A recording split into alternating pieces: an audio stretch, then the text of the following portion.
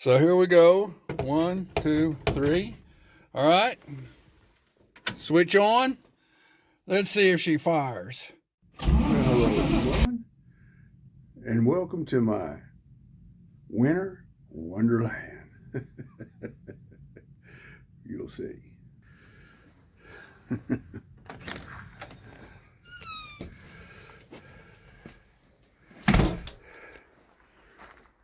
This started about, well, let's see, it's about 10 a.m. And this started about, I'm going to guess, about 5 p.m. last night. And it's been going strong all night, and it's still coming down. We ain't used to this kind of stuff around here. But anyway, they called for 2 to 5 inches. I believe that's what we're getting. So what am I doing out in this snow today? Well, I'm gonna start up and run some of my classics just for GP. So stay tuned and let's do some business. All right, here we are. There's the 49 Chevy truck, and there's the 75 Corvette Stingray. And there's my 2004 BX23 Kubota tractor. I think I'm going to give them all 3 a start. I may do the WheelHorses too, but I'm pretty sure the 876 back there is, it's dead, the battery. 856 probably will start. We'll see. So anyway, we're going to open up this garage door because it's going to get a little fumey in here. And let's cold start these dudes.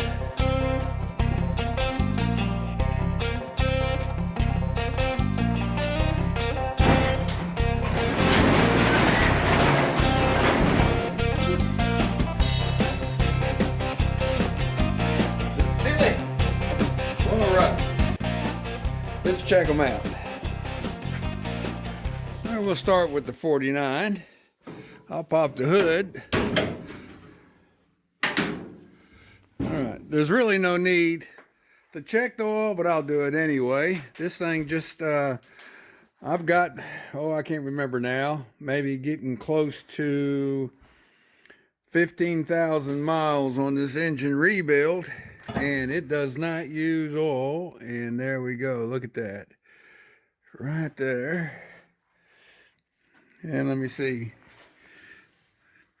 Well,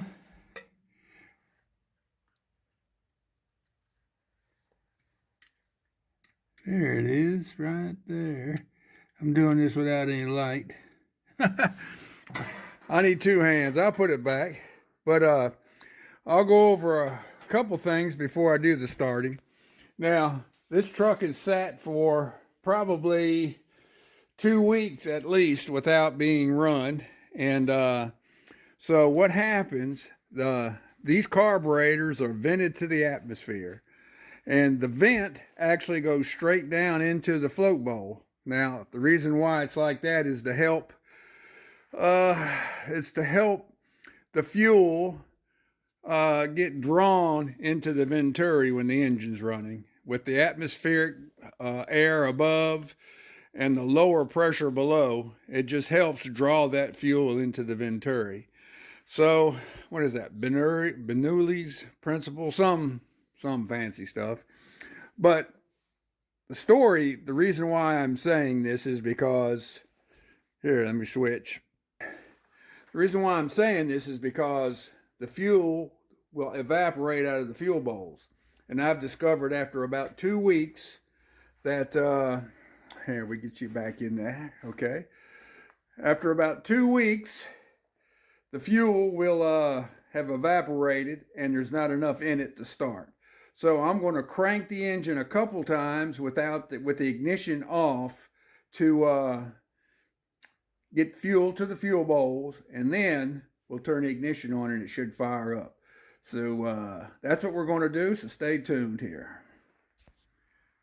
Now I'm going to switch it back to the other side, and we'll come in here. All right.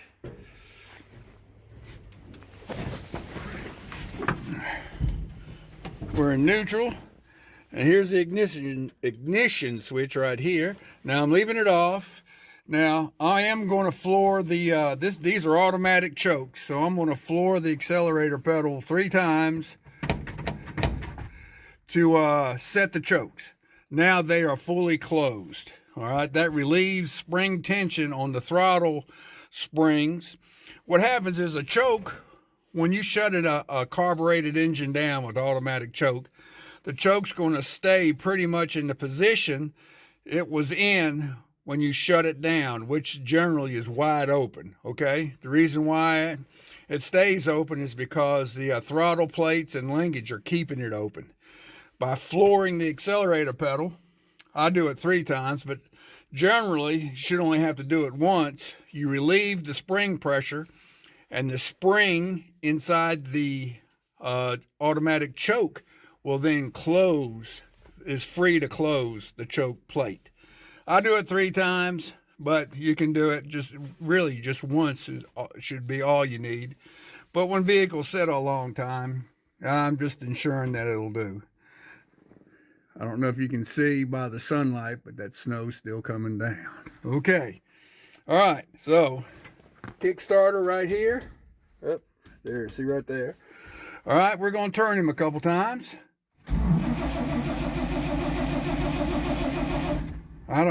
This is still a 6-volt starter, and I've upgraded the electrics to 12 volts. So you notice I'm not going to ride this starter long. I'm gonna do it another time. I should have showed the fuel bowl filling, because you can actually see the glass fuel bowl fill.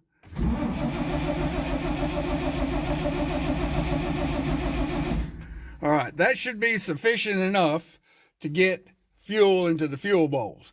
Now what I'm gonna do, I'm gonna kick the accelerator down here 3 times. The reason being, we know the choke set. Now I want to squirt fuel from the accelerator circuit in the carburetor into the venturi. Cold engines, especially ice cold engines, need a tremendous amount of fuel, a whole lot more fuel to start and run than once it's warmed up to regular operating temperatures. So here we go. 1, 2, 3. All right.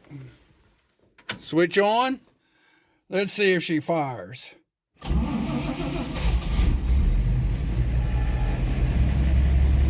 And there you go, boys and girls.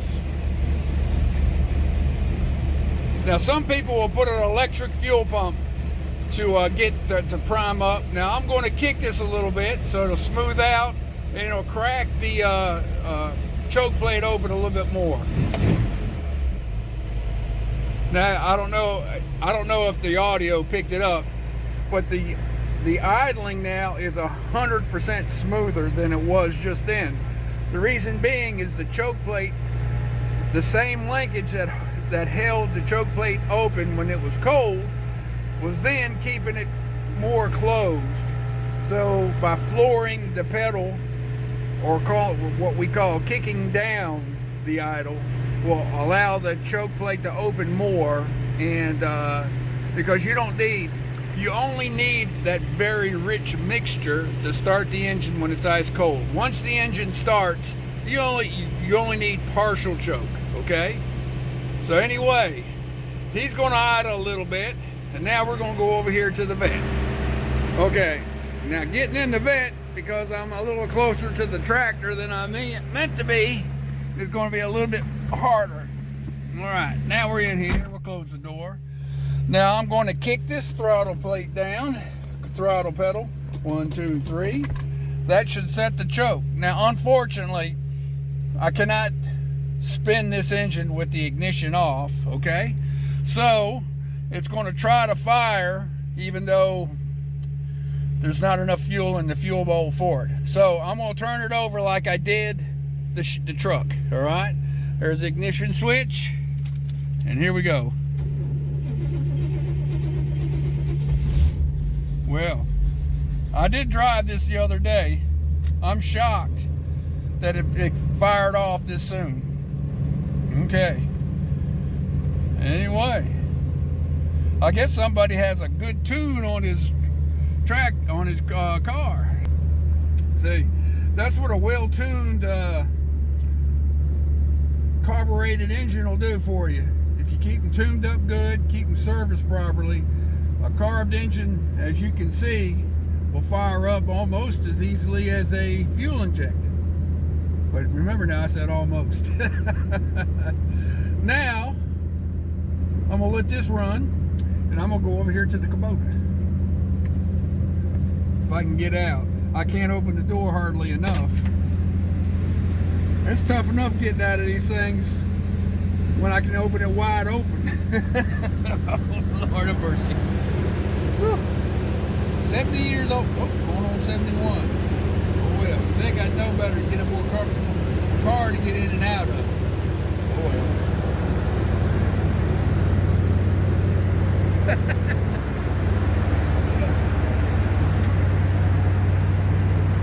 There you go. Alright, now the Kubota. I'm going to probably have to use him. I'm going to have to use him to clear some snow, clear my driveway eventually. And when I switch view, you'll see that I went out and got some wood for backup in case we lost power. And I got a fireplace. And I wanted to keep it in the drive.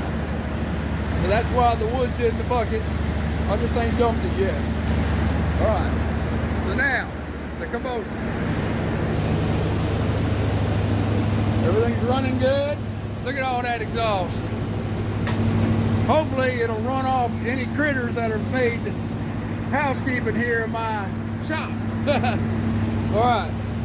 Now watch the lights here. Okay. I'll turn the ignition switch right here, the on switch. One click, it's on. Now I'm gonna go partial. You'll see my glow plugs.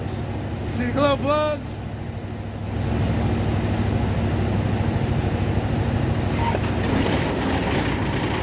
All right. I held it for about 10 seconds. Normally, 6 seconds does, but we're 16 degrees now. So now my WheelHorse. Let's see. I'm gonna turn my fuel on. Down here. He may or may not start. I don't think the other one will. Okay, my fuel's on. Now, this has the fuel cutoff. The fuel cutoff on this WheelHorse is below the fuel tank. Well, it's quit working years ago. I've tried repacking it. It just would leak when I open it. So I just leave it open, packed, and I put this additional fuel cutoff. If you leave the fuel cutoff, if you don't have a fuel cutoff, it will leak through the fuel pump out the carburetor. All right, here we go. We'll go about half throttle, full choke. Let's see.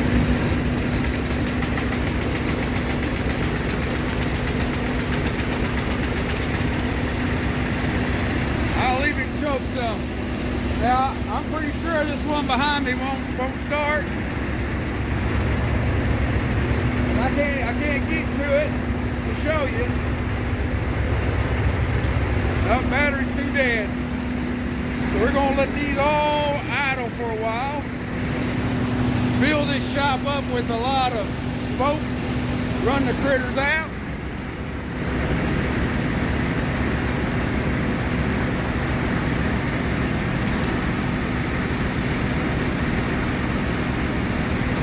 Alright, I've just upped the RPM to about 3/4 and I turned the choke fully off. Alright, now I'm going to start kicking stuff down to the regular idle. Alright, one kick. Alright, he dropped down to around 600 RPM. The vet's about ready. Thankfully, I can do this without getting in.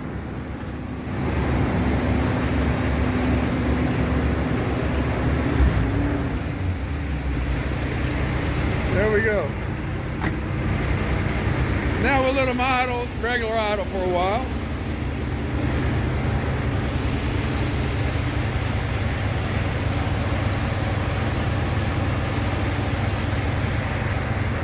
All right. Now I'm gonna give you some my life review. Stand over by the door.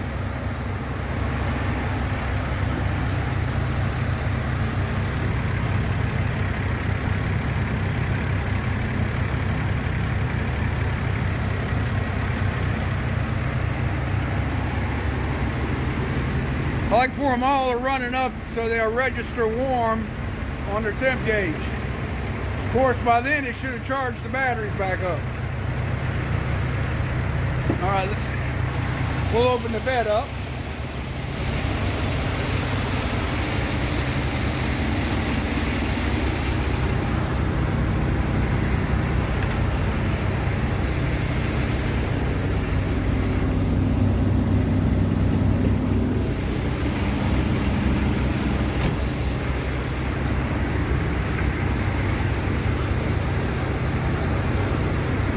There we go.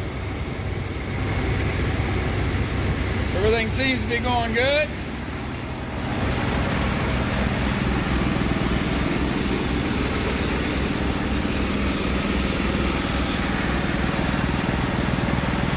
That's an 8 horsepower Kohler from 1966. Voltmeter showing 14 volts, so he's charging. I'm not even going to mess with him today. I need to put the charger on it. Actually, I need to replace the battery. Now my Kubota only has idiot gauges. So he's charging. Everything's going okay. The temp, they're mighty cold. All right. We'll pop him up and look at him.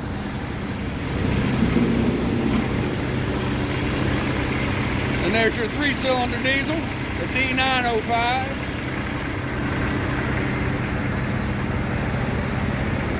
All right. That's a 350, the L48. All right.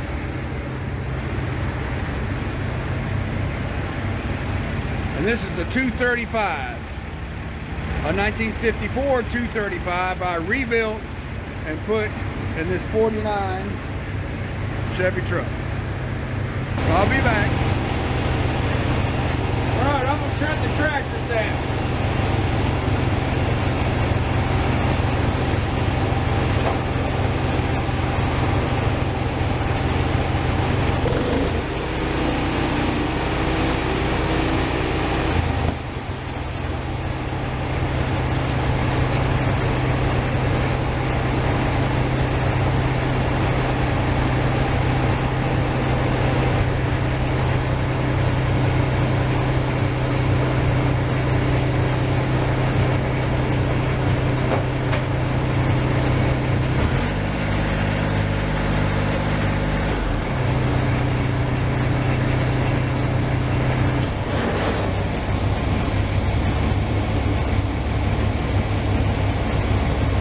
Quieted it up quite a bit, didn't it? Now I checked the truck, and the truck is up to temperature, and I feel warmth, and there's heat coming out. There's heat coming out of the vent. So it's been probably 20 minutes or so since I started them. So I'm going to go ahead and shut them down.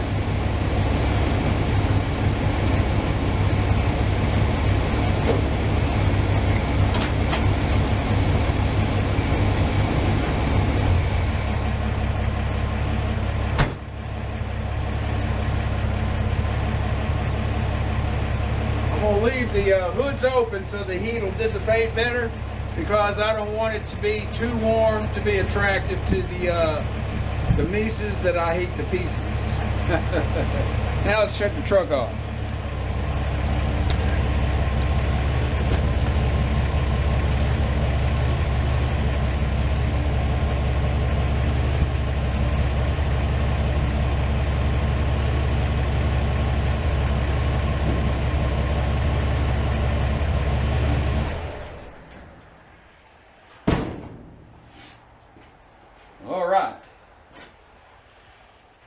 started and ran good. Charged the batteries back up.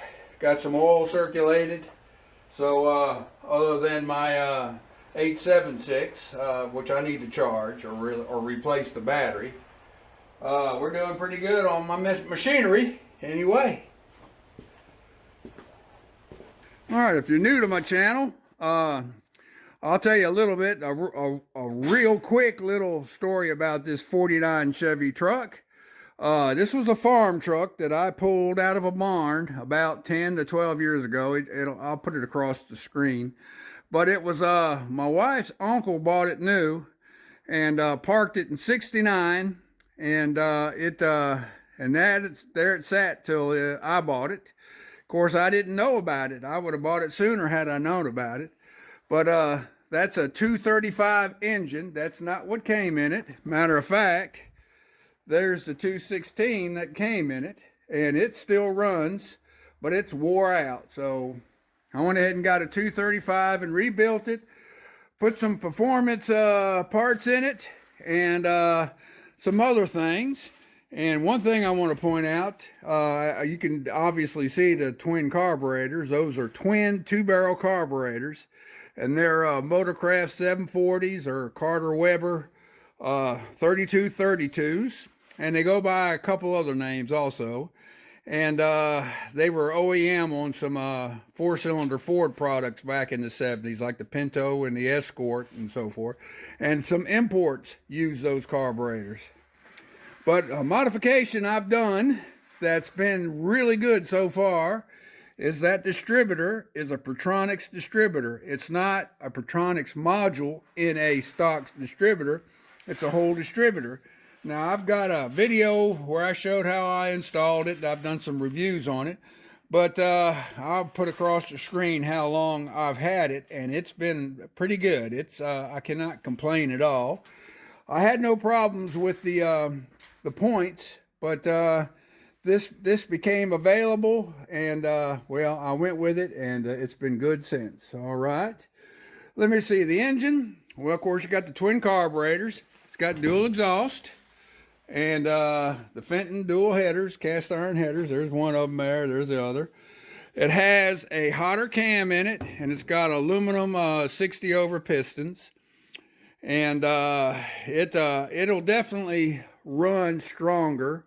It's back in 53 and 54, the Chevrolet took the Corvettes, had what was called the Blue Flame 235 6-cylinder engine, which used 3 1-barrel carburetors, dual exhaust, and a hotter cam, and they advertised it at 150 horsepower.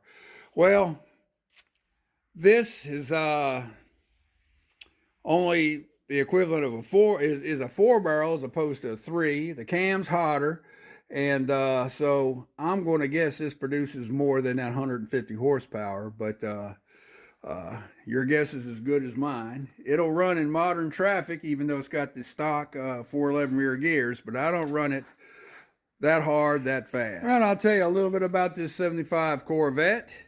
It is, that is the L48 350 engine, which was the low-powered version 350 engine that came in this in 75. The L82 was the more higher performance engine, but it wasn't a screamer either. Now this, the engine internals have not been modified, but the externals have. It's got headers.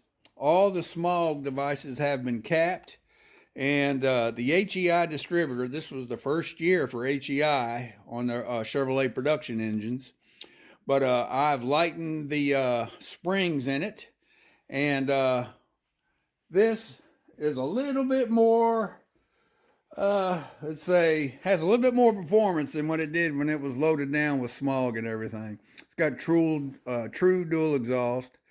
And I had to replace the timing chain. I've got less than 70,000 miles on it, and I've had to do a lot of other stuff, just the rear wheel bearings and the master cylinder, wheel cylinders, you know, basic stuff. But You know, it runs real good. It's pretty dependable. Now this is a 2004 Kubota BX23. It's got a 3-cylinder diesel engine, the D905.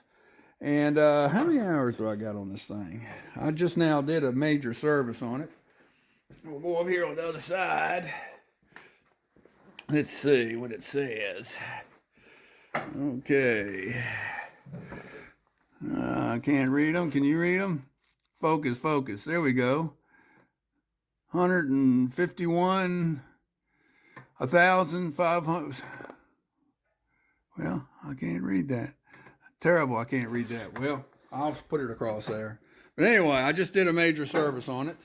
And it's been a good, strong little tractor for me ever since I had it. I do have the backhoe mounted because I've been doing some backhoe work with it along the fence row. And but it's got that's a 60-inch mid-mount mower.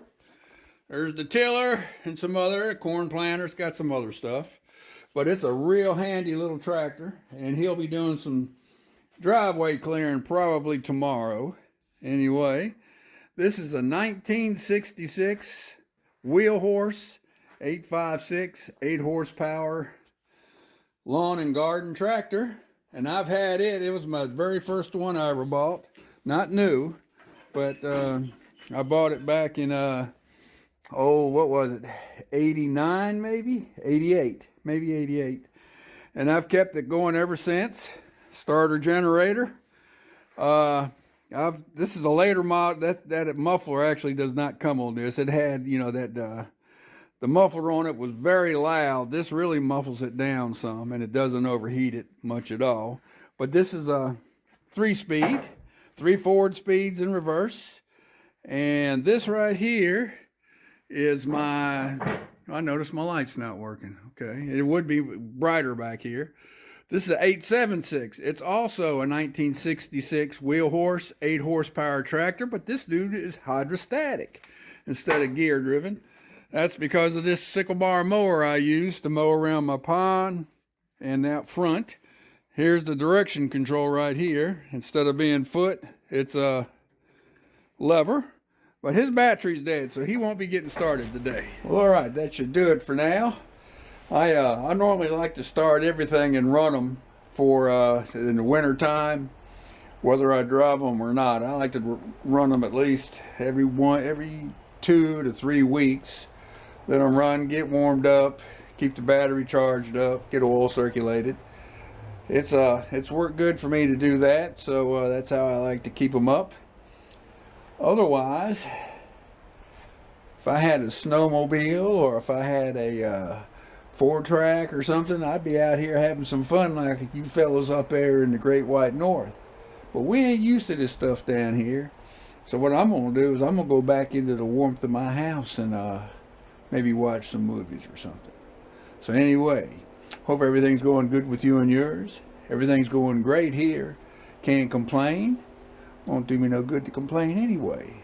Just carry on and take care of that business. So have a good one, and I hope to see you around on the next one. See ya.